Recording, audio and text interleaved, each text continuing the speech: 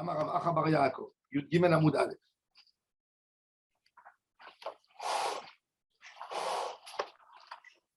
עוד רקיע אחד יש למעלה מראשי החיות. On a parlé de tous les kisei hakavod et de tous les lignes, les rekiim. Alors il y a quelque chose qui est plus haut que le roche des chayot. Ça veut dire entre eux et kisei hakavod.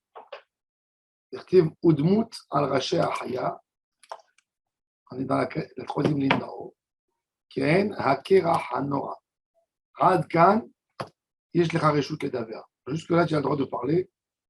Et là tu n'as plus le droit de parler par rapport au trône céleste. Sheken Ketou Besefer Ben Sira. Ben Sira, je vais vous raconter c'est qui Ben Sira. Vamouflem Imcha al Tidrosh. Vamechusem Imcha al Tarkor. Tu n'as pas le droit de chercher ce qui est étonnant. Ce que Dieu t'a caché, ne cherche pas. Vameshur Sheta Itbonen. Ce que tu as le droit de voir, regarde, observe. En Lecha Aesek Benistarot. Ne touche pas les mystères de la Torah si tu n'es pas au niveau. Ben Sira, c'est qui? Dans le Chelkat Mechokek sur Even Haezer, il dit que Ben Sira, c'est le petit-fils de Jérémie. Qu'est-ce que ça veut dire? Chez Mishman. Le prophète Jérémie, comme ça il raconte, il avait une fille. C'est très bizarre. Et Jérémie, il faisait à l'époque beaucoup de Avodah Zara dans de Gilui Arayot dans les bains publics. À l'époque, chez Mishman, des hommes qui allaient avec des hommes dans les. Et Yirmiyahu, il leur criait. Et un jour, Yirmiyahu était dans le bain et ils l'ont obligé à faire sortir du Zera al-Vatala. Sinon, il le tuait. Et sa fille, elle est partie se baigner. Et dans l'eau, elle a capté le Zera, elle est tombée enceinte de son père. Et il s'appelait Ben Zera. Et pour ne pas se moquer de lui, on lui a changé le nom à Ben Sira. Comme ça, il dit le Chelkat Mechokek. Dans Shulchan Aruch Ben Haezer, comme ça, il parle de est-ce qu'un enfant qui naît d'une relation, si une femme elle est tombée enceinte par la semence de son mari quand elle est nida, est-ce que l'enfant il s'appelle Ben Nida ou pas? Alors, il amène la preuve de Ben Sira. Rabbi Moshe Ben Gabbai, il dit Chaz v'Shalom. Il dit ça c'est les chrétiens qui ont fait rentrer ça pour dire qu'il y a comme Jésus même chez nous, tu vois, une femme qui tombe enceinte. C'est pas vrai, mais je vous dis ça parce que pourquoi je vous dis ça pour que vous croyez l'autre chose qui est connue dans Chelkat Mechokek. Ben Sira est un sage, il est considéré comme les livres chitzoniques. C'était un livre qui était censé rentrer dans la livre de la prophétie comme les ecclésiastres de Shlomo HaMelech. Mais il n'avait pas le même niveau en Ketoucha, donc il n'est pas rentré, et Chachamim m'ont interdit d'étudier là-dedans. Parce qu'il y avait des choses bizarres. Mais c'était un homme très sage. Tanya. Il n'est pas mamzer, parce qu'il n'y avait pas une. Rav Moshe Feinstein, il s'appuie sur ça, sur cette théorie, pour autoriser à une femme mariée de recevoir la semence d'un autre homme. Il dit du moment où il n'y a pas de rapport conjugal, l'enfant n'est pas mamzer. Ça, c'est lui. Le rabbi de Satmar, il dit c'est mamzer. À l'époque, ils avaient brûlé les livres du Rav Feinstein sur ça, aux États-Unis. Aujourd'hui, la halakha, ils font tous Rav Moshe Feinstein. Il y a des femmes, elles sont mariées avec leur mari. Le mari n'a pas de force. Il faut savoir que ça n'existe, d'après la médecine aujourd'hui, il n'y a pas une femme stérile. Il n'y a qu'un homme stérile. Une femme, ça n'existe pas une femme stérile. Il n'y a pas une femme qui n'a pas d'ovule. Prends une ovule. Il y a une femme qui peut ne pas retenir dans son utérus une ovule, alors on met chez une mère porteuse. Mais dans la médecine aujourd'hui, il n'y a pas une définition. Il y a un mari problématique. Alors, soi-disant le médecin pour bouleverser l'homme, lui, il n'a pas de sans air, sa semence, elle n'est pas bonne. On lui dit, on va te l'améliorer. On va te la nettoyer, on va faire un tri. Souvent, dans toutes ces choses, comme il n'y a pas de contrôle, le médecin, lui, il est censé amener un résultat. Il y avait un médecin en Angleterre, toujours ça réussit chez lui. Ils ont fait l'ADN, il s'est avéré 500 enfants à lui. Lui, il prélevait sa semence, il les mettait. Pour ne pas se prendre la tête, il disait qu'il a fait un tri. Il a eu des réclamations de nourriture, des pensions. Ah oui, j'ai vu. 500 enfants. Oui, on avait vu les photos des. Parce qu'ils ont vu que tous les enfants se ressemblent. Et ils lui ressemblent. Oui, c'est vrai, ils ont vu des photos. C'est pour ça qu'aujourd'hui, il y a en Israël, pour tout ce domaine. Mais qu'est-ce qu'ils font? Alors, ils disent Ashbachat Zera. Ils mélangent du Zera. En réalité, le Zera du mari, c'est 0. Et ils mettent la semence de quelqu'un d'un jeune. Préférable de prendre d'un goy. Pourquoi? Pour ne pas faire un interdit qu'un jour, quelqu'un il va rencontrer sa sœur. Il ne sait même pas c'est qui sa sœur. Il risque de se marier avec elle. Alors, ça veut dire que la même elle est liée au plaisir, en fait, c'est-à-dire de la sexualité. Exactement. C'est ce qu'il dit Rav Feinstein. Il n'y a pas de même zéro. Alors pourquoi ils disent qu'un homme il doit divorcer de sa femme au bout de 10 ans? Si c'est de sa faute à lui, il est cher avec ta femme. Il ira avec une autre, ça sera pareil? Non. Ah, elle sera compatible peut-être mieux. Parce que moi j'ai eu le cas d'un copain comme ça, il est resté marié 10 ans avec une femme, il n'a pas eu d'enfant. La Gemara donne Il s'est marié, il a eu 5 avec une autre. Tout le monde disait c'est de sa faute à lui, il a eu 5 gosses. La Gemara dit Lokola et Barot Shavot. C'est le rapport des fois avec elle. Ma belle-sœur s'est mariée 10 ans, rien. Les deux sont mariés de leur côté. Mon Rav Zechatzadi Bekadosh Libraha, mon Rav, le Rav Sasson Mizrahi, il n'avait pas d'enfant. Et il est parti avec sa femme pour faire des traitements à Londres. Et quand il lui a dit, ils lui ont dit qu'il fallait tester la semence, il a dit j'ai jamais fait de ma vie, j'ai jamais eu Zera Levatel. Il a renié. Il n'a jamais eu des enfants jusqu'à la fin de sa vie.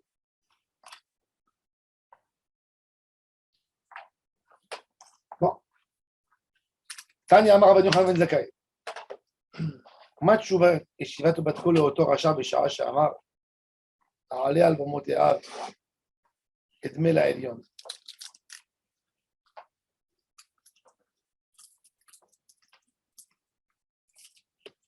Le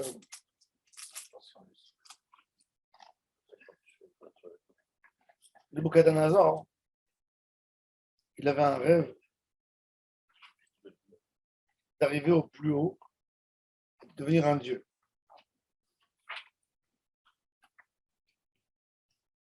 Un dieu, il voulait devenir Dieu. Dieu.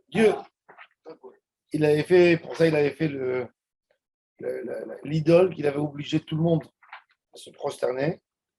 Et il y a eu 3 tzadikim qui ne sont pas prosternés, Hanania, Mishaël et Azaria. Alors, Kadosh Baruch Hu lui dit, Yatsa bat kol ve'amralo, Racha ben Racha, Racha fils de Racha, ben Beno shel Nimrod, des descendants de Nimrod, chez Emrid, kol ha'olam kulo alav malchuto. Nimrod, il a fini très mal. Tout le monde s'est rebellé contre lui.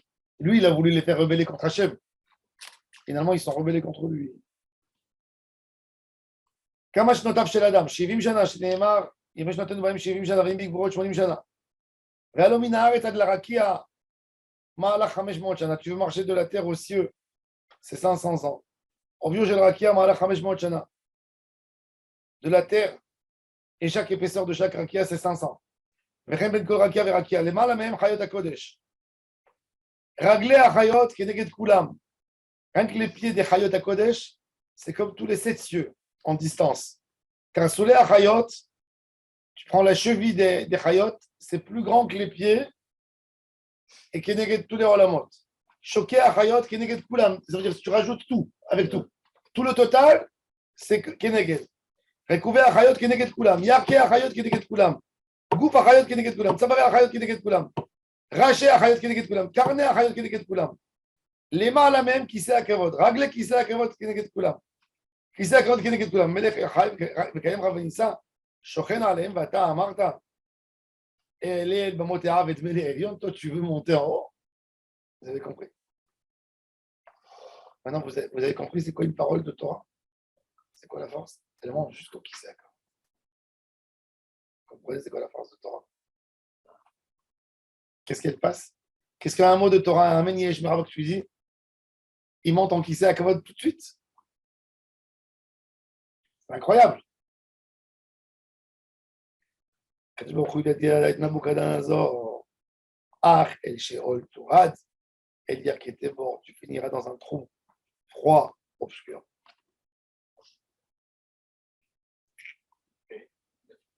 Ah bah, il y a comme tout le monde. Un petit trou froid et obscur. Alors maintenant, Ben Beno, regardez Tosfot. Nabucodonosor, c'est le petit-fils, l'Ir-Ora de Nimrod. Alors Tosfot, il pose la question, non. Nimrod était africain. Pourquoi? Vekouch, Yalad et Nimrod. Nimrod était noir. Il s'appelait Obama. Un descendant de Noé. Ah, ben oui, c'est un descendant de Noé, mais par le côté de Ham. Mais c'est le fils de Couche, Nimrod, donc il était noir comme son père. Et Nebuchadnezzar n'était pas noir. Alors pourquoi la Gemara lui dit qu'il est petit-fils de Nimrod? Alors il dit Al-Shem Asar, Shemalach Gamou Beshinar. C'était parce que même Nimrod, il s'est étalé de l'Afrique, il est venu, il a gouverné Akkad et Kalné, à Babel, Shinar. Shivim Shana. Lav Mishum, Sheloaya Kashisheter. Il a vécu plus que 70 ans. Sharetze Vachasho. Mimot Sancheriv Samoch Lemapalato. Gabriel Shlichut Sheshelach Baladan Lechizkiyahu Matzinu Shaya Sofer Beveto. ומשם זכה למלכות, כדאש כחן באגדות. אלא הוא חד אמילתא כחשי. Il a parlé de la norme. Mais c'est plus que ça encore. Moi, je n'ai pas besoin de tout ça. Qu'est-ce qu'il a dit? Il a dit Yemesh Notenu. Bahem, actif, Shirim Shana. Il n'a pas eu 70 ans d'activité. Vie, oui. Il n'a pas 70 ans d'activité.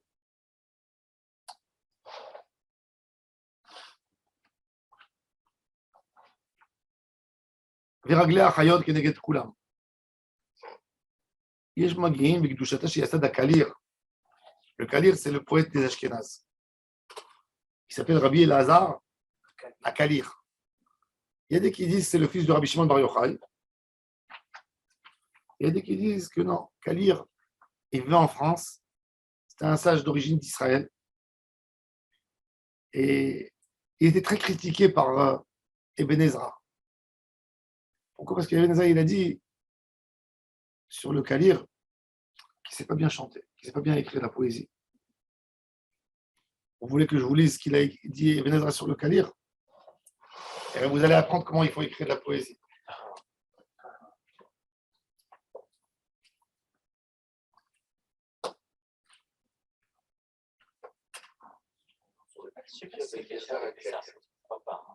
C'est bonbon là, c'est pour ça que C'est pour ça que je les liquide. Si vous voulez prendre un ou deux pour la journée, là, C'est bon. Pour le. jamais je laisse rien. Moi je ne C'est vends impossible, rien, ça. j'ai rien. Je ne laisse pas de 1. Non, mais c'est comme ça. Je liquide un par un. Ouais, c'est le dernier. Je vends rien. Dernière mise. Je vends rien. Je vends rien. Non, je vends, Je mais vends pas, rien. pas gratuitement.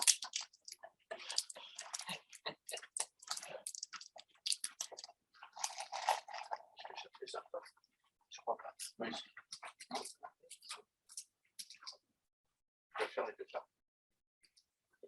Du chocolat. Moi, je ne mange pas en plus de sucre. Tu vois, pour te dire, la chasse que je leur fais chez moi, ma femme, ma fille, un mois avant, je suis malade. Je me dis, c'est trop. Donc, c'est qu'à faire des sardes 2023-2024. C'est pas pourquoi. Marqué dessus, quoi. Ah, bah alors, laissez-les là, même. Il va les reprendre. Je les reprends. Donc, regardez, je vous lis.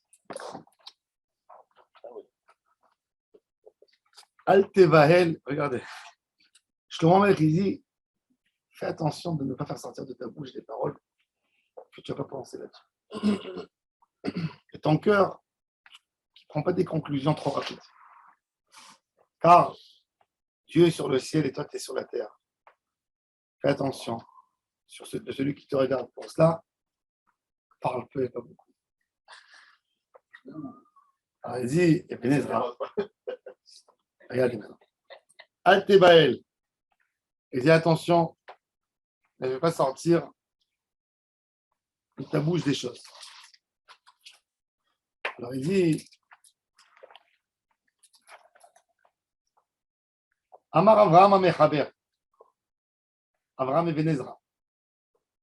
Il dit Asur Sheit Palel Adam Viachnis Betor Tfilato Piyutim Lo Yeda Ikar Pirusham. Interdit pour l'homme de prier, de dire des textes, des phrases qui n'ont pas été instaurées par Knesset de là plus tard, mais des phrases compliquées que les gens ne connaissent pas l'important.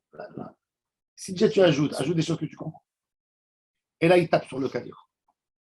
Et là, il dit Velo yismoch ala mechaber bertsono al ki en adam asher lo yachta veklal omar ki yesh bepiyute Rabbi Eliezer HaKalir menuchato kavod arba'a dvarim kashim הדבר האחד, רובי פיוטיו, חידות ומשלים. La majorité de ces piyutim, ce sont des métaphores et des paraboles. Ve'azker mipiroutav echad. Je vais amener un et le descend là. Ve'u. Lire'ai yakpil. Bechodashim yakpil. Liyomze pour épil. Ou mitzion imloch. Ish mefarshim ki lire'ai ou beyud. Vinyano ou amashiach. Yakpil haaretz lefanav. Bechodashim yakpil. Qui va multiplier les mois. Les gens qui oublient le yud. Le Chachmé adore, il amène. Et il dit, Vani Omer, Aïtachen Shiyomar Adam, En Bechol Achaim Chacham Ka'air. Il parle ici, il dit que tout le monde, c'est comme des ânes. Après, il montre comment la parabole, elle n'est pas belle. Il dit, est-ce que tu peux appeler Akadosh Baruch Hu lion parce que c'est écrit sur Hachem que Arié Ishag, il dit, tu peux dire Baruch Ata Arié Eloheinu Melech Haolam. Hachem, il est fort, moi je voulais lui donner un titre de force. Et Kadir, il a fait ce genre. Alors il dit, comment tu peux faire une chose pareille? Le critique. Pourquoi il n'a pas appris de Salomon, qui était plus intelligent que lui? Et dans cette fille-là qu'il a fait à Hachem, elle est tellement claire que tout le monde peut comprendre. Dans Melachim. Salomon qui a fait les tfilotes. Il a fait une fila. Et il dit la fila de David, de Daniel. Ils ont parlé des choses claires. Il n'y a pas de chidot, il n'y a pas de meshalim. Et il amène. Après, il dit combien? Il a dit j'ai trouvé chez lui plein d'erreurs. Il renverse le mâle en femelle et la femelle en mâle. Et il dit Shushan Emek Ayuma. Shushan, c'est une rose. Et il ne dit pas Shoshana. La rose en hébreu, c'est Nekeva. Viadoua qui est Shoshana, la chaîne Nekeva. Et après, il dit Ve'ech Yomar al Shushan Ayuma. Pourquoi il dit sur la rose, la rose terrible? Elle n'est pas terrible, la rose, elle est belle. Donc il dit dans ton chant, les mots ne sont pas arrangés. Oui, mais c'est un poète. Oui, d'accord, mais Un un poète, poète. il a le droit de faire. Enfin, le droit. Alors il dit justement, il dit que même la poésie, il dit c'est pas parce que tu fais de la poésie, tu as le droit de partir dans tous les sens. Il dit la poésie, elle est obligée d'avoir des règles. Il dit toujours dans la poésie, tu ne peux jamais employer par exemple la rose si tu ne veux pas parler de joie. Parce que tu ne peux pas appeler la rose une rose terrible. Elle peut être que belle. Tu peux parler et pleurer que la rose a fané. Mais tu ne peux pas dire que la rose est devenue agressive. C'est un non. Parce qu'une rose ne devient pas agressive. Parce qu'une rose, c'est un symbole de quelque chose de très beau qu'on offre. Alors, il dit que dans les poésies de Hakalir, on voit souvent des choses à l'extrême qui te poussent la tête d'un endroit à l'autre. Alors, pour lui, il ne faut pas toucher. Mais non, quand il a dit ça, il a réveillé tous les Ashkénazes en disant ça. Il leur a dit toute votre poésie ne vaut rien. Il critique le Kalir 5 coups de tous les sens. Son vrai nom, c'est quoi? Elazar Akalir. Éléazar. Maintenant, on ne connaît pas. Hein? On parle de lui, Berlad, si tout ce qu'il a fait, c'est. Parce que les Ashkénazes, ils lisent jusqu'aujourd'hui sa poésie. Ah bon? Dans les Shabbat Agadol, ils lisent. Dans les Kinos du Tchab B'Av, ils lisent. Comme il est cité dans la Gemara, quand même, c'est pas. Non, il n'est pas dans la Gemara, dans le Tosfot. Non, mais maintenant, on parle de lui. Là. Non, C'est le Rashi. dans le Tosfot. Ah, t'as raison, pardon. C'est le Rashi. Les Chen Yassad Akalir. Vachayot, alors regardez. Asher Eina Meru Barot, la qui c'est, Kaf Regel Hamesh Meot, Vechamesh Esre. Alors, il dit, c'est quoi Vechamesh? Et voilà, tu vois, il y a ici une phrase du Kalir qui n'est pas compréhensible. Il dit 500, c'est dans la Gemara. Mais c'est quoi Hamesh Esre? Il est où le Hamesh Esre? Alors, il dit, Veomrim Kiken Ole le Ficheshbon Shekan, le Minyan Sheva Rekiim, si tu prends 7 cieux et 8 espaces entre les 7 cieux, ça te fait 15. Donc, c'est 15 fois 500. Ve'ainu Minyan Yeshara, c'est exactement le mot Yeshara, Sar Chamesh Meot. Il y a le mot Sar, et 5 fois 10, 5 fois 100. Ve'yud He Simana, Sheken Ole Tetvav Paramin Kach. Umiu Bechinam Mechaku. Tosfot, il dit, déjà, le Kalir, chez les Ashkénazes, il vérifiait chaque fois, il le vérifiait. Est-ce que ce qu'il a dit est juste? Et il dit qu'en France, ils ont effacé VTTVAV. Ça veut dire qu'ils ont enlevé le chiffre 15. Ouais. Alors, Tosfot, il leur reproche, il dit c'est faux. Parce que cette poésie du Kalir, elle est basée sur une phrase du Talmud de Jérusalem.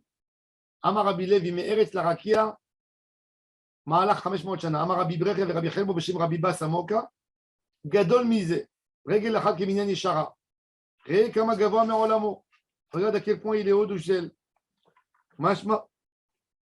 Kaminyan chez Yassad, ça veut dire d'après ce qu'il a fait là-bas le compte, Yeshara, dans le Talmud de Jérusalem, c'est 515.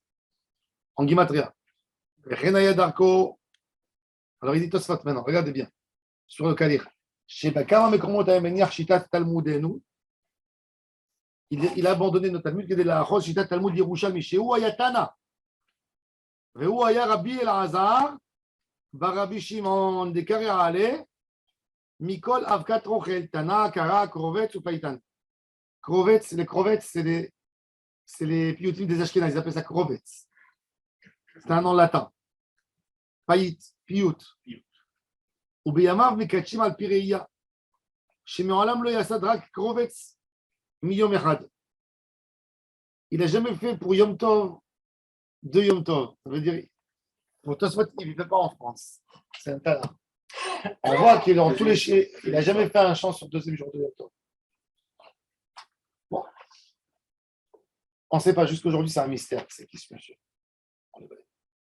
C'est peut-être plus dur. Par exemple, au Maroc, ils avaient, très intéressant, au Maroc, avant que les Espagnols soient venus, les Juifs d'Espagne, ils recevaient leur poésie d'Israël. Dans la région du Tafilalet, les Juifs montagnards, ils ont ce qui s'appelle Tzhir, les Pessah. C'est de la poésie, pas espagnole, propre, belle. C'est de la poésie des Eretz Israël du Talmud de Jérusalem. Une poésie très ancienne, comme les Ashkénazes. Je dis, tu comprends rien du tout. Il faut l'expliquer, il faut se prendre la tête. Très mystique, très... La poésie espagnole. Il nous reste des textes? Oui. Le Tzhir, je l'ai à la maison. Tzhir le Pessah. Tzhir, c'est... Il est pas en hébreu. Si, c'est en arabe. Hein. Ah, merde. Le Tzhir, même en Algérie, les Juifs d'Algérie, Oui. le disaient. Le Tzhir, ça s'appelle Tzhir. Il le disait. Il y a beaucoup de versions sur ce Tzhir. Et il disait. La poésie espagnole, elle a commencé quand? Elle a commencé avec l'influence des Arabes. Les Arabes faisaient des chants à rythme. Par exemple, tu fais une phrase, elle a besoin d'avoir d'abord le poids. C'est quoi le poids? On va dire Marcel Dayan. Le poids, c'est quoi? Marcel, c'est 2 poids. Dayan. Donc, j'ai 4 syllabes. Je suis obligé d'abord de faire mon chant 4 syllabes, 6, 7, 8. Je n'ai pas le droit de bouger du chiffre. Après, plus haut niveau, c'est de finir avec la même lettre. Ça se finit. Plus haut niveau, avec la même ponctuation. Am. D'accord? Plus haut que ça, c'est que les 3 dernières lettres du dernier mot sont ensemble. Comme il a amené Rabbi David Racine, il a dit Lo tahroz beshor vechamor. Il ne fait pas des rythmes avec un shor et un hamor. Parce que shor, c'est shin, vav, resh. Hamor, c'est même vav, resh. Même qu'à la fin, vav, resh, c'est pareil. Et là, et ta shor, tik shor, et ta hamor, beharamor. Le shor, tik shor, mais shor, shor, hamor, beharamor. Il amène ça dans. C'est une phrase que je ne peux jamais oublier. C'est Rabbi David Hassin qui amène ça, il dit. Et il fait l'avertissement au païtan. Toi, tu veux écrire de la poésie? Fais attention de ne pas rater les. Alors, les syllabes, la poésie. Ouais. 300.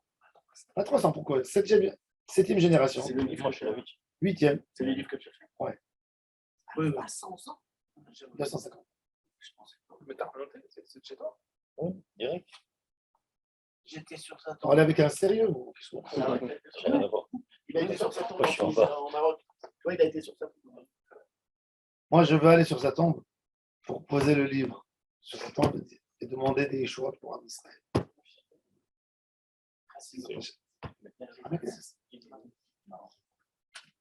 C'était le Gdolador du Maroc en pilote. Le beau-frère de Rabbi Raphaël Berdugo. Écrire toutes les halachot shrita en poésie pour la shrita à Meknes, elle n'appartenait qu'au Berdugo. Ils ne voulaient pas le laisser, personne d'autre. Ils avaient une chazaka 400 ans. Rabbi David Hassin, il avait 8 filles. Il avait 9 filles. Et quelques garçons. Il était très pauvre. Il cherchait de la parnassa, le pauvre. Et il a dit, c'est quoi cette méchanceté de ne pas nous laisser faire la shrita? Alors, quand on lui disait, non, tu n'es pas un grand connaisseur. En shrita, il a dit, moi, je ne suis pas un grand connaisseur. Il a fait un chant, 300 lignes. Plus que ça, 400 lignes. Je les ai comptées, je ne m'en rappelle pas le. Toutes, elles finissent avec le mot ra. Et il a mis toutes les ilchot shrita et très fautes dedans. Il y a ici le livre. Et il est là. Il est en train de Prends un petit morceau de gâteau. Et il est parti. Et Et il est parti. Voilà. Regardez. Ri, ra, ra, ra, ra, ra, ra. Alors, je vous dis. Ani ayom le el ayom. Moi, aujourd'hui, un Dieu énorme. Ashira l'Elohai, je chante à mon Dieu. Berodi Azamera. Azamra l'Elohai Berodi. Lui, il a fait Ashira. Asher bara, Asher hakim, barakim, veyoshvem. Il a créé des cieux, les terres, et les continents et leurs habitants.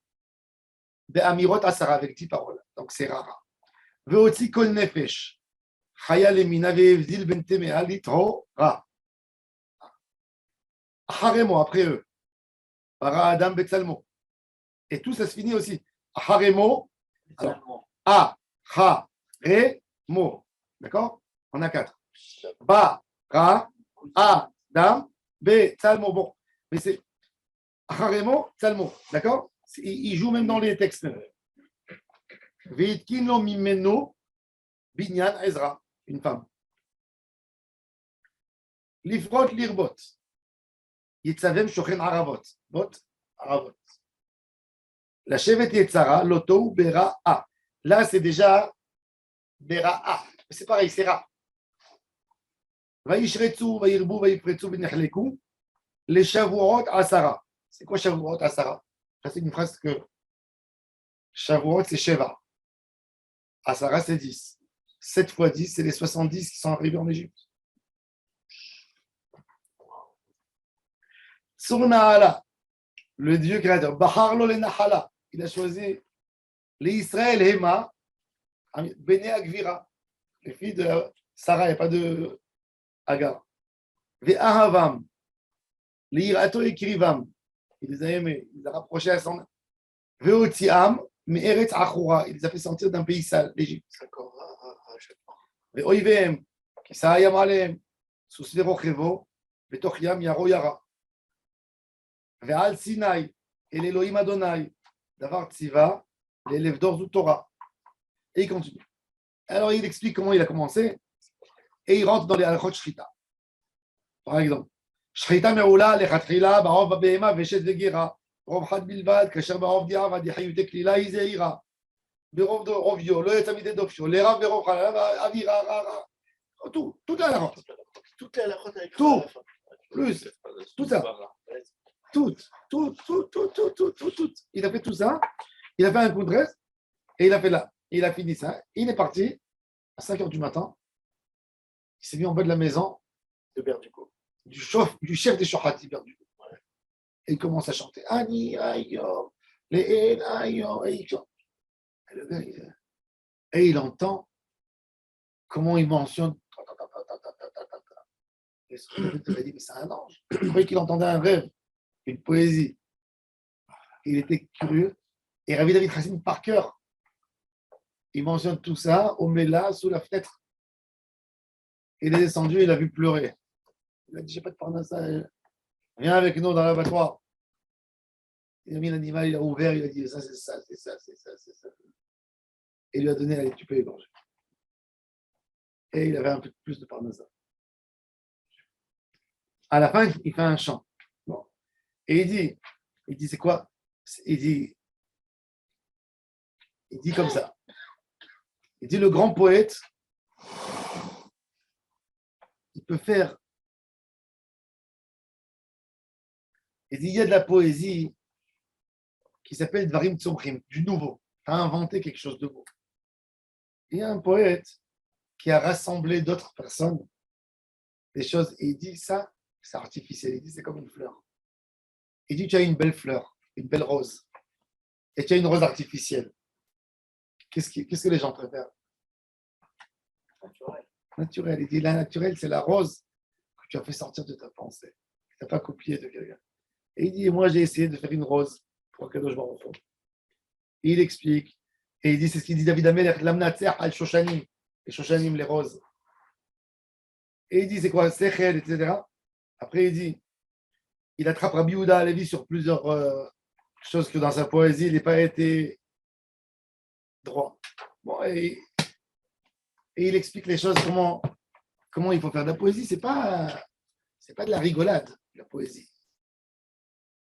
C'est quelque chose de très pur. Alors, on a fait ça pour. Il y a ton. Une fois à Marseille, j'avais offert la partie de la shrita, mais comme un chess de Bachir. Un rave qui faisait la shrita. Ouais, j'ai dit, regardez-moi, d'accord. Il a pris pour me faire plaisir. Je le revois, je sais pas, un mois plus tard à un mariage. C'est quoi ça? Moi, j'ai envie d'éditer le truc des shochatim en petit pour le donner aux shochatim qui révisent. Toutes les halachot shrita, elles sont là-bas. Toutes. Il n'en a pas sauté une. Toutes les halachot qu'il faut pour le shochet. Et le Khatam Sofer, il a dit qu'un shochet qui ne révise pas une fois tous les 30 jours, il n'est pas sous les shrita. Oui. Ouais. Le Khatam Sofer, il a dit que quelqu'un qui ne révise pas, un shochet qui ne révise pas tous les 30 jours, Baba Saleh, il écrivait toujours, j'ai vu des lettres qu'il a écrites à des shochets. Il a dit, si tous les 30 jours, il dit, mon attestation, elle est valable que si tous les 30 jours, il étudie. Mais la totalité ou des Réviser. Il dit, sinon, il dit, c'est quelqu'un qui touche notre viande. Un coup pas bien, il nous la rend tarif. Une erreur pas bien. Donc tout le temps, il doit réviser. Mais l'avantage en changeant en rime comme ça, c'est que tu retiens mieux. Bien sûr. C'est que ta mémoire, tu mémorises beaucoup plus facilement. C'est ça le but. Dans tout le livre comme ça. Moi, quand j'ai travaillé sur le livre, donc je le révisais. Alors mes enfants, ils sont habitués, ils me passaient à côté de moi, ils disaient Ania Yom, le Elayom, Ashira, Azamera. Ils m'entendaient travailler. Tout comme ça, le Shabbat, il y a le Tovim. Il a fait toute la halachot fila en chant. Toute la halachot fila. C'est des choses. C'est du travail. Dans l'école primaire, en France, on faisait la récitation, la poésie. Mais ça, Victor Hugo, c'est petit à cause de. Victor Hugo, c'est petit à côté de Rabbi David Racine. C'est petit. Les gosses, ils ont Un jour, j'oublie pas. il était à la synagogue. Et il est monté un bon garçon à la Torah. Et c'était Parashat Toldot. Et Rabbi David Racine n'était pas al Corée.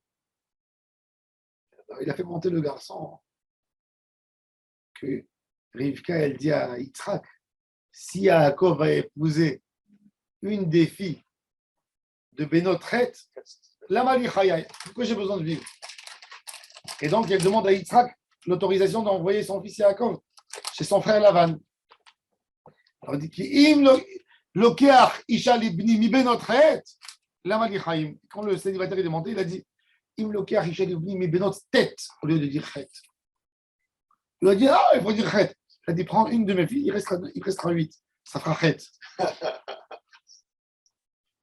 Il était timide. C'est un grand kabbaliste, il a écrit des chants de Kabbalah. Il a mis toutes les sphères en chant et tout ça.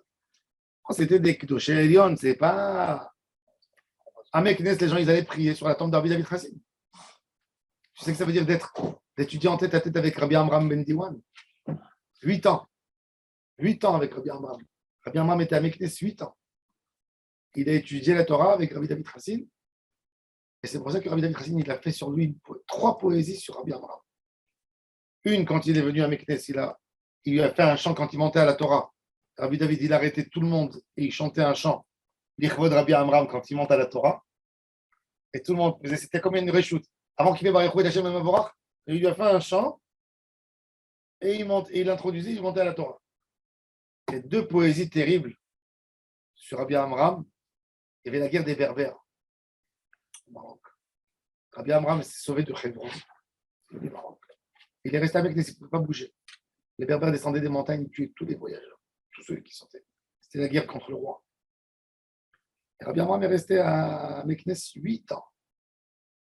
8 ans, il était là-bas et il étudiait en tête à tête avec Rabbi David Racine et Rabbi Zikri Ben Meshash. Les Messas, c'est des Ben Messas à la base. Et il dormait chez Rabbi Zikri. Et Rabbi David était avec tous les jours, les étudiants en tête à tête. Et quand Rabbi Amram a décidé de repartir en Israël, et Rabbi Zikri était censé venir avec lui. Il a fait monter avec lui 80 familles de Meknes pour venir renforcer le Yishuv Yehoudi à Hebron. Ils ont quitté 80. Il n'est pas enterré à Meknes, à Zikri. Non, il est enterré à Fès. Rabbi Zikri, il a voyagé. Il y avait encore 10 familles de Fès qui voulaient venir avec eux. Rabbi Zikri, il est parti à Fès. Il a attrapé un virus et il est mort à Fès.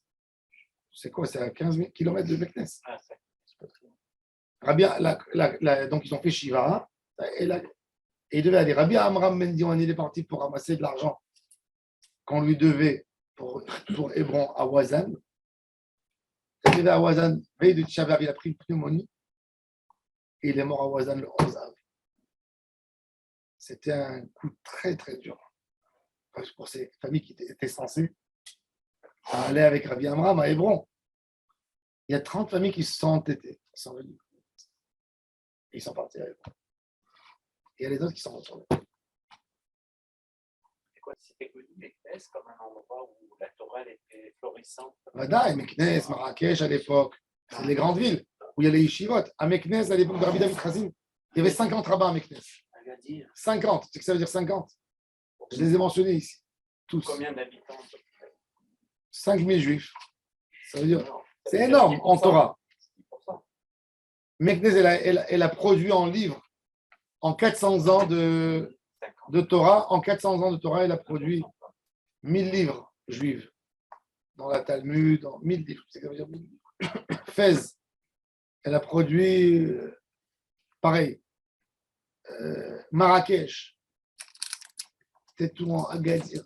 Au Maroc, les Baalé Batim, ils étudiaient Ibn Ezra. Tu sais ce que ça veut dire? Moi, aujourd'hui, montre à un rabbin qui traduit un texte Ibn Ezra, il ne sait pas. Au Maroc, Les Baal Batim simples, ils savaient éviter ça. La Torah était partout. Il ne bougeait pas.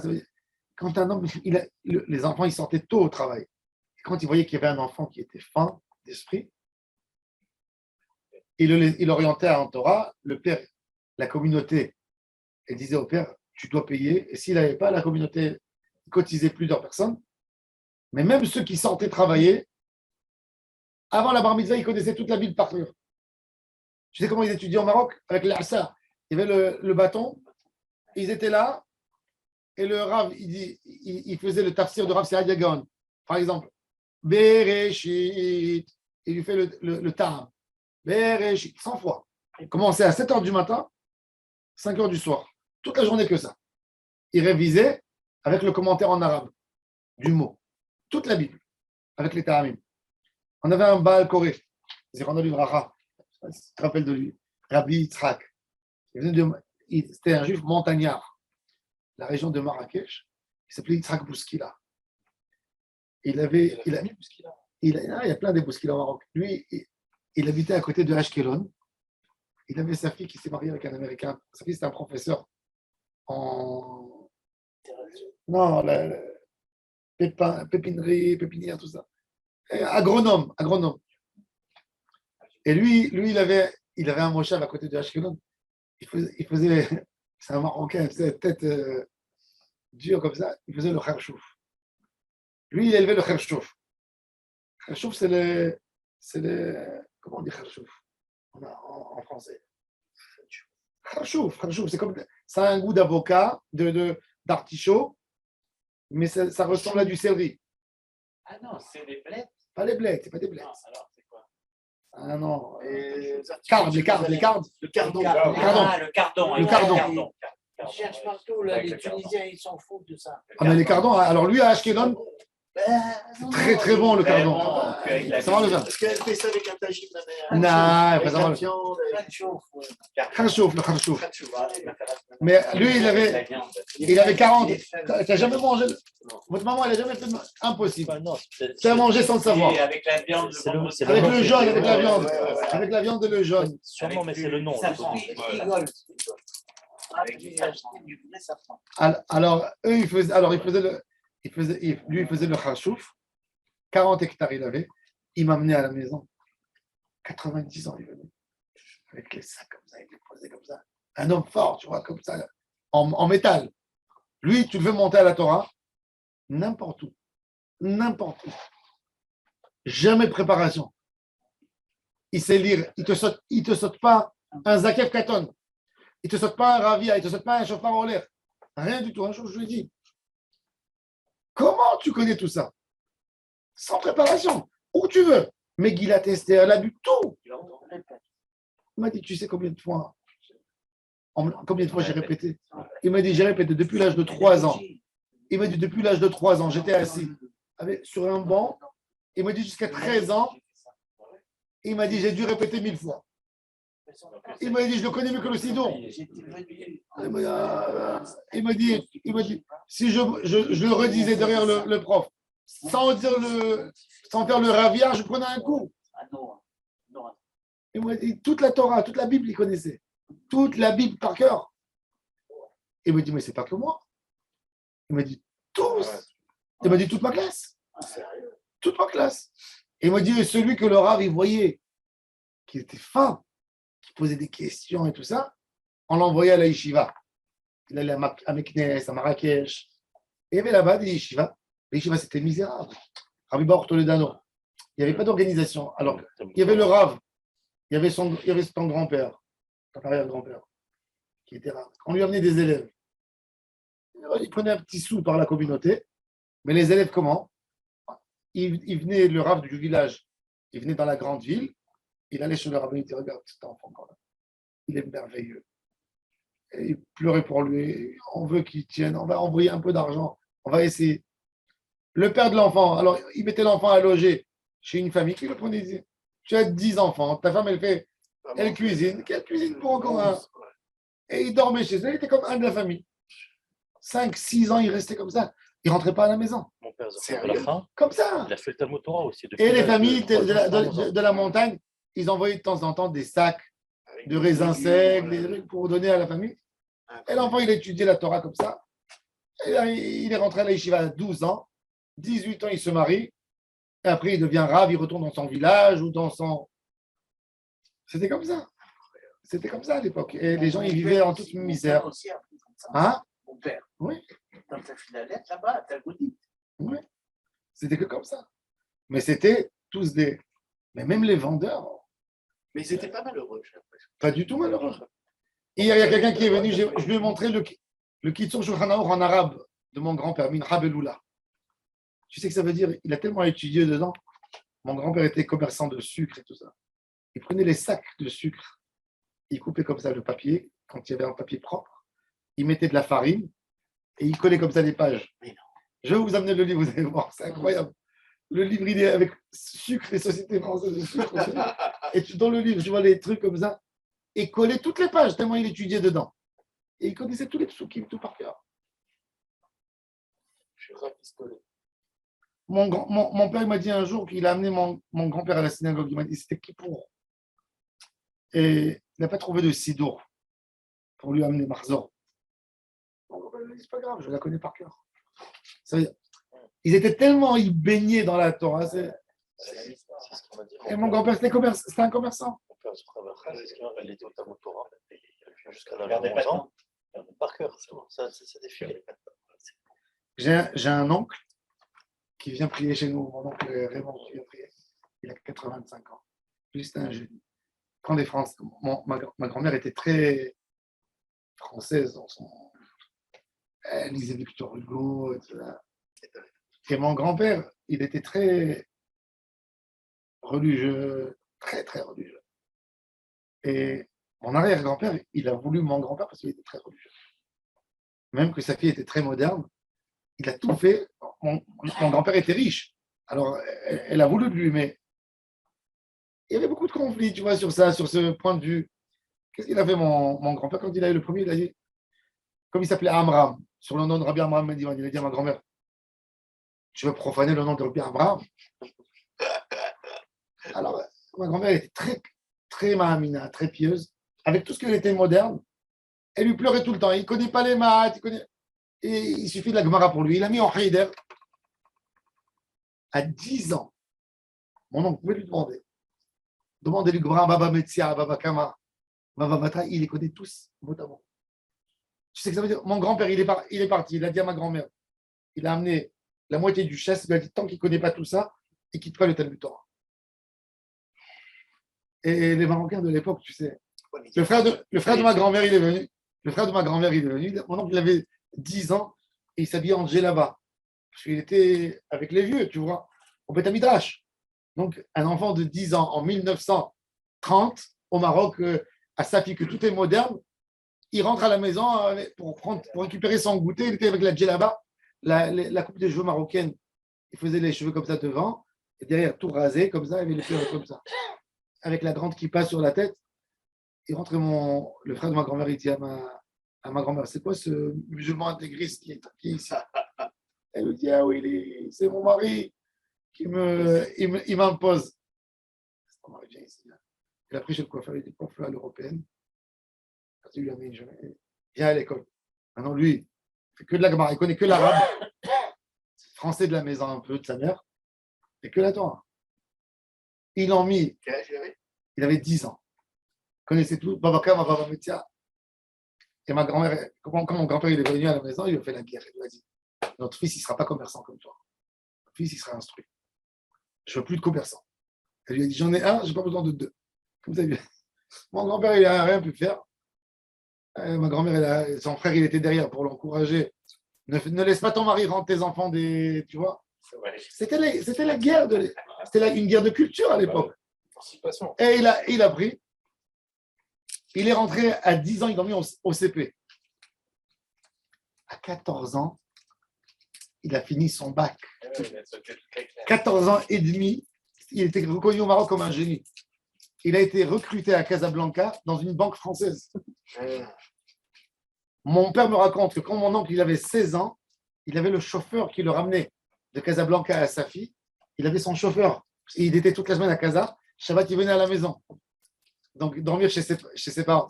16 ans, directeur de banque à Casablanca. 16 ans. Alors, elle n'a pas voulu le laisser continuer quand elle voit ça. Il voyait les rabbins qui étaient tellement pauvres. Il voyait les rabbins étaient mendionnés. On amenait aux rabbins du poisson à la synagogue. Ils n'avaient pas de pour manger. Alors, il disait, moi, je veux que mon fils il soit comme ça. Il ne voulait pas.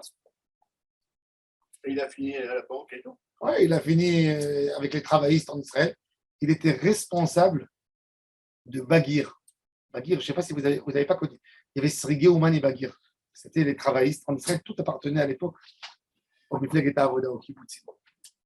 Donc, ils avaient les pulls, toutes les pulls de l'armée. C'était Srigé, Ouman Bagir, bien sûr. et Bagir. C'était à Ofakim. C'est une marque. Oui, c'est fermé. Même les Doubonnes, c'était Oui, Bagir. Ouman, c'était Bagir. Bagir et Ouman, Srigé, Ouman. Mon oncle, il était le directeur de Ouman, de Srigé, Ouman. Israël avait besoin d'argent. Et ils avaient besoin, c'était avant la guerre des 6 jours. Et mon oncle, il parlait 6 langues couramment. Il est parti en Angleterre pour essayer de vendre de chercher un nouveau marché pour la marchandise israélienne. Il y avait, le textile était très fort en Israël à l'époque. Et mon oncle, il va à Maxi Spencer. Il veut rencontrer le directeur. Il dit, tu sais, nous, on a un chronomètre. On a un chronomètre.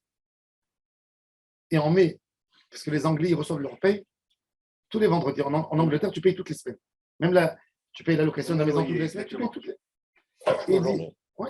Et il dit, nous, on met un nouveau produit. On met une minuterie à l'époque. Ils mettaient une minuterie à côté pour voir combien de pulls ont été pris durant la journée. Parce que les Anglais, ils reçoivent, ils viennent acheter. C'est comme ça en Angleterre. Et il lui a dit, voilà, je vais tester. Alors, mon oncle lui avait amené des pulls qui étaient d'une couleur pas top. En Israël, c'était bien, mais pour eux, c'était pas moderne. Il a dit, bon, tu sais quoi, je vais tester, on va tester votre produit israélien. Qu'est-ce qu'il a fait, mon oncle?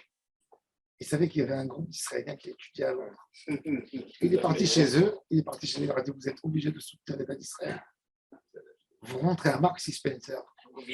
Dès qu'il rentre, et vous videz les rayons dans tous les Maxi Spencer qu'il y a à Londres.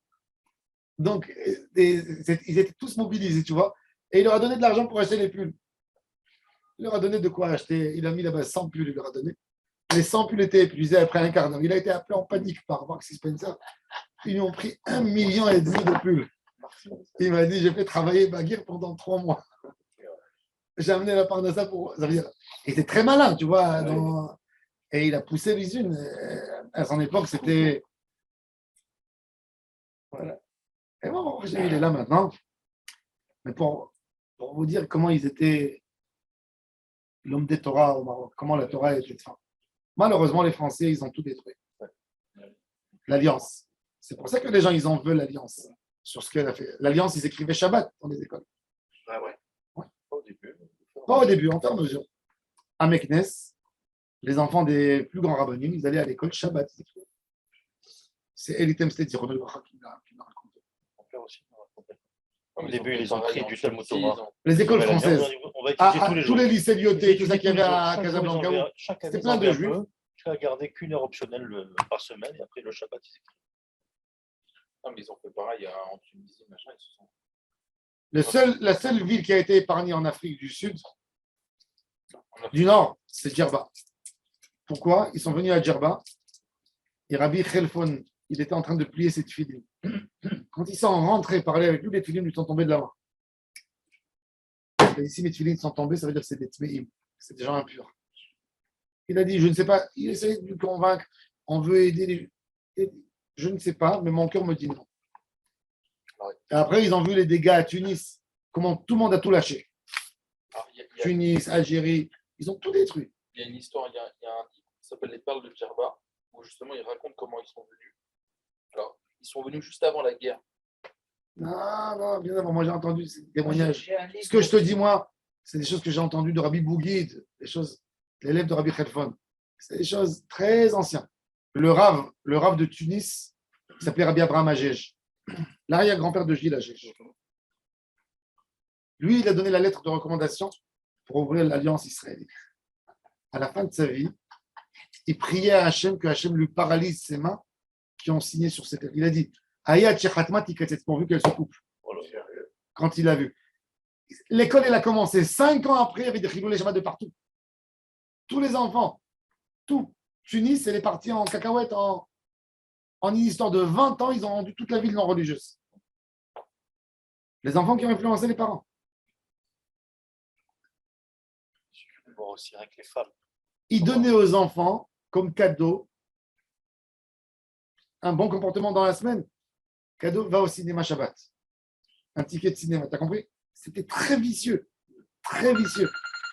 Et C'est Gilles. Comment tu parles de mon grand-père?